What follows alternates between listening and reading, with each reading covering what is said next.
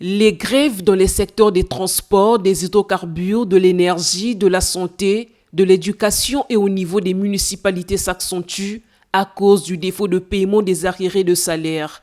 9 ministres à leur tête, le chef du gouvernement, Anatole Koliné-Makosso, ont été auditionnés à cette réunion spéciale du 18 octobre par les dirigeants de l'Assemblée nationale, pilotés par Isidore Vouba.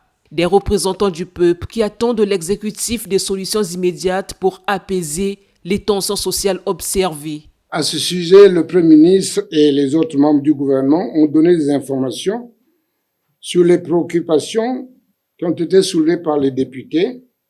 Nous ont donné des pistes de solutions en vue de l'amélioration de la situation actuelle. Après quoi, les honorables députés ont invité le gouvernement à œuvrer avec pragmatisme, célérité et diligence pour soulager tant soit peu les populations, particulièrement ceux qui concernent l'électricité, l'eau, le carburant.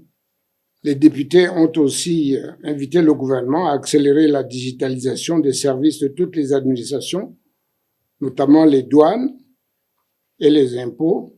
Convié à cette rencontre inédite, le chef de file de l'opposition congolaise a réclamé la transparence de la gestion des fonds publics. Toutes les questions qui sont ici posées et sur lesquelles les ministres vont plancher, à peu de choses près, portent sur les questions de trésorerie.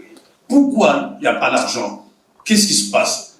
Pour que partout il y ait des grèves? Ils demandent les revendications des grèves, mais s'ils ne sont pas payés, puisque tout tourne autour de l'argent. Qu'est-ce qu'on a fait de notre argent?